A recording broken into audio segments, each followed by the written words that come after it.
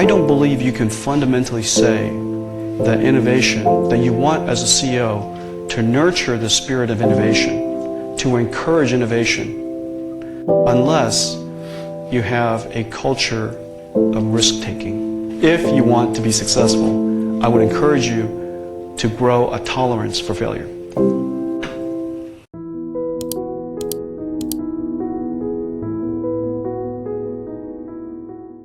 For over 2 decades, NVIDIA has been at the forefront of innovation in computer graphics and AI technology. But it hasn't always been an easy journey.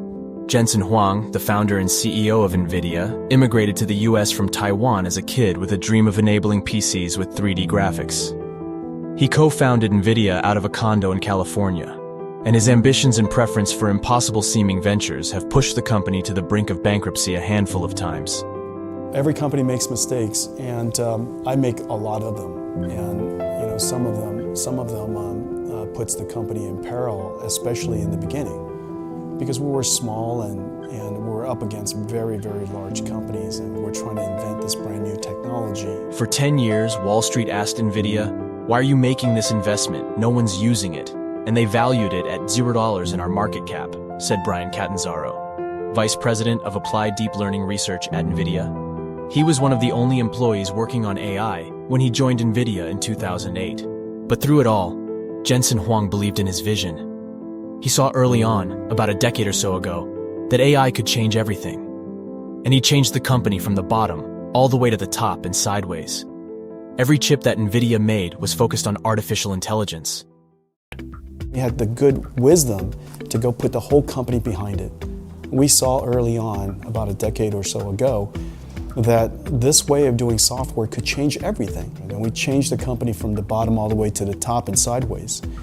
Every chip that we made was focused on artificial intelligence. For us to take computer graphics and video games to the next level, we had to reinvent and disrupt ourselves. Today, NVIDIA is among the world's 10 most valuable tech companies. With a market cap of close to $600 billion, it powers the boom in AI technology and is the engine behind large language models like ChatGPT. And it all started with one man's vision and belief in the power of technology to transform the world. Seeing an earlier exchange between Huang and Stanford students would help us to understand the key to NVIDIA's success that Huang provided the company. At the core of our company's success is innovation. Now, a lot of companies say innovation is important to their company. Invention is important to their company. However, I don't believe you can fundamentally say that innovation, that you want as a CEO to nurture the spirit of innovation, to encourage innovation, unless you have a culture of risk-taking. We have to encourage our engineers, our marketing people, all of our employees, to take calculated risks. In order to encourage them to take calculated risks, first of all, you have to teach them how to do that. That's a skill, a matter of skill. Then the second part of it is a matter of courage. Most people hate to fail. Do you guys agree with that? But unless you guys want to be successful, let me say it the positive way. If you want to be successful, I would encourage you to grow a tolerance for failure. To develop a tolerance for failure. Now, when I mean a tolerance for failure, I don't mean, gee, what Jensen just told me is sleep in until noon, okay? Don't do any of my homework, flunk out of all my classes, because that defines failure. Right? That's not what I said. What I said is, what I'm trying to say is that I want you to try things even though it is impossible to calculate precisely that it would lead to success. That your instincts, your intuition is something you ought to follow. If it wasn't because of following my own instincts or the founder's instincts or many of our employees' instincts, why would we be where we are today? And why would we have invented things that the market's never had before, the world's never had before? So you have to have this culture or a tolerance for risk-taking. But the thing about failure is this. If you fail often enough, you actually might become a failure. And that's different than being successful. And so the question is, how do you teach someone how to fail, but fail quickly? And to change courses as soon as you know it's a dead end. And the way to do that is we call it intellectual honesty. We assess on a continuous basis whether something makes sense or not. And if it's the wrong decision, let's change our mind. And you know, a lot of people say CEOs are always right and they never change their mind. That doesn't make any sense at all to me, especially when it violates the first principles of what we want the company to become. An innovative company that invents amazing things, that solves problems for the world that it sometimes didn't even know it had.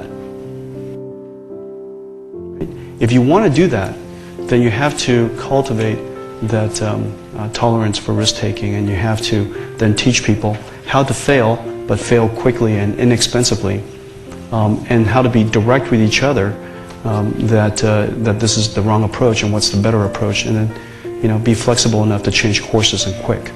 And so that type of culture, if you will, in today's, if you guys were to start a company and you were building a website with an internet service of some kind, internet-based service of some kind, with the competition coming from all over the world, and it's 24/7, and ideas take no time to experiment, and a particular website or a particular company could be throwing ideas out into the world 20 a day. And so unless you are thoughtful about risk-taking and being able to change your mind, reacting to the market conditions, and being flexible, how are you going to stay alive? And so you could almost see what I just described in the nature of older companies and the nature of the newer companies. The modern companies, if you guys, I'm sure you guys all go to Google's website, almost every single application's in beta form. They're trying all kinds of stuff, right? They're trying all kinds of stuff. If they call it production and it doesn't work well, you guys would just be upset at them. So they call it beta. Have you noticed? They call it beta so that they could try a lot of things. And if it fails, take it out. If it's bad, take it out. If it works, do more. And so innovation requires a little bit of experimentation. Experimentation requires exploration. Exploration will result in failure. Unless you have a tolerance for failure, you would never experiment. And if you don't ever experiment, you would never innovate. If you don't innovate, you don't succeed.